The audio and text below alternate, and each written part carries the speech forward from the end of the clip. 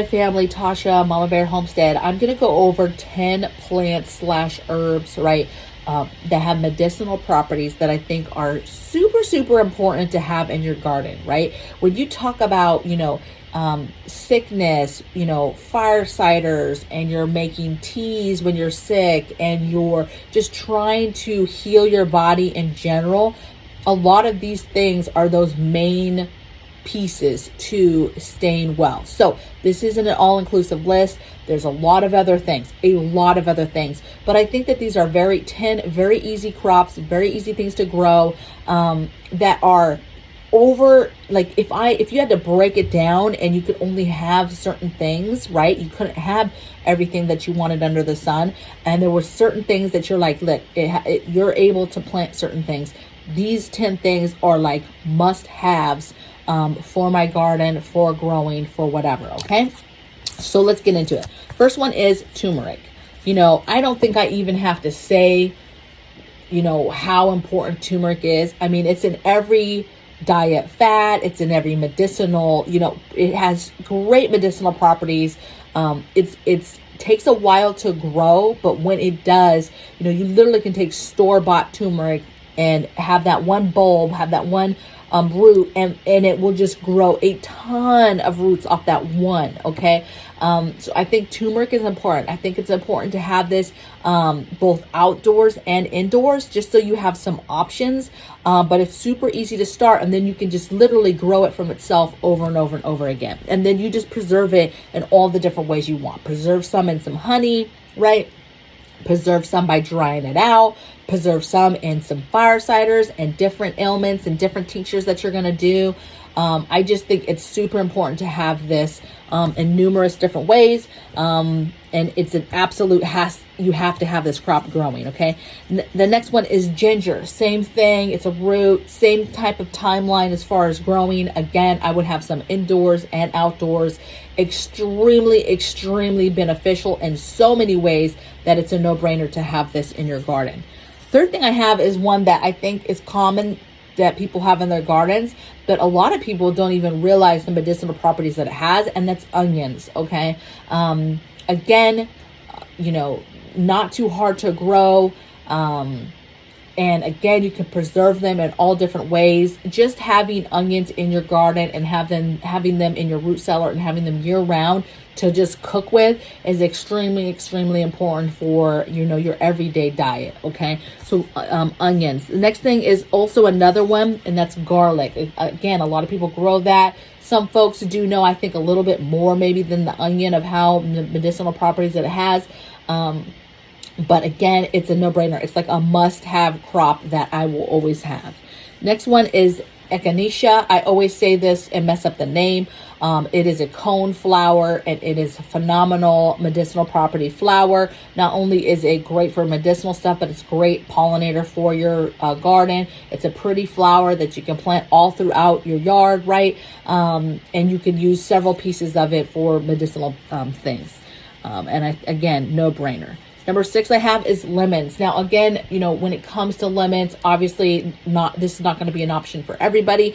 It does get quite cold here in the winters, and I have some lemon trees. They're not producing yet. They're not in the ground yet. And I'm not sure that they ever will. I will probably just continue to plant them to bigger pots until I just get the biggest pot I can get. And I'll keep them in containers here, and then it will be something that I keep in a greenhouse. So, like, for example, right now we don't have our greenhouse. I moved all those types of plants to the our detached garage, and that's kind of where they're hanging out this winter until we build our greenhouse. But that's the other thing too, is I think the last time I talked to you, I said that we were going to just buy this greenhouse, put it together. And I think we've just decided that we're going to buy. I saw a friend, and he had mentioned that he got his plans from Etsy and built it that way. And I was like, you know what? Let me check on that. And I saw so many great plans that I liked. And so I think we're going to end up building ours. But lemons, I think, is a no-brainer. If you can figure out how to grow them and keep them in your area, even if that's indoors, and you find a nice room that has a nice corner that's by a nice big window, maybe get it its own light if you need to, right? But if you can get lemons growing, I think medicinally that is an amazing thing to have that citrus, and to have that to be able to add to teas, cooking as well. But super, super important. Okay, when we think about what things do we want to grow, if we can't get these things from the store one day, there's certain things that I want in my garden for everyday living and everyday sickness and everyday just holistically are very, very good for our bodies. And that's where this list kind of comes from today. Number 7 thing is elderberry. You know, a kind of a no-brainer. There's tons of ways that you can preserve it. But again, you know, the market has exploded the last, I'd say, 5 years on elderberry everything, right? It's like they just now realized that it had medicinal properties for healing, which is kind of crazy to me.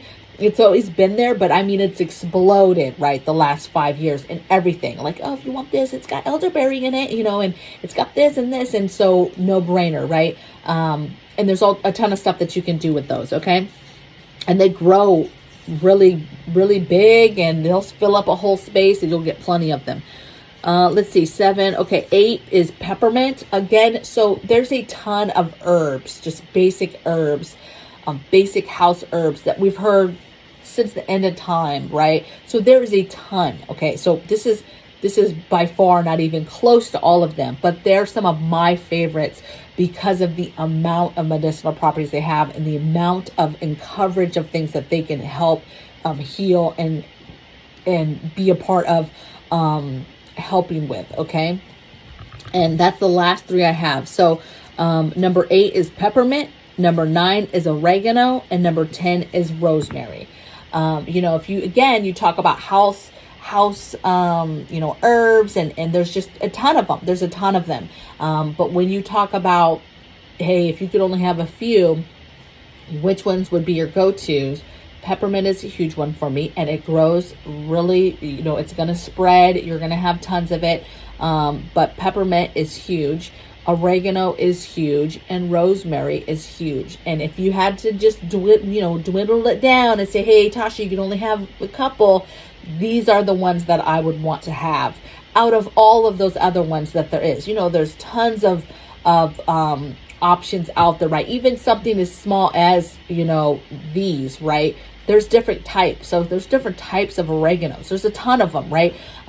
So for me, it's not even a certain one. For me and for you, I think it's just important of what grows the best in your area, which brand, which kind, right? There's 1,000 oreganos. There's just all different types, right? Peppermints, you know, you have orange peppermint, chocolate peppermint, all these different types. And so I think it's just important to have that herb in your arsenal of medicinal plants that you are growing, right? And then again, can preserve it in 1,000 different ways, cook with it, all types of stuff. Okay.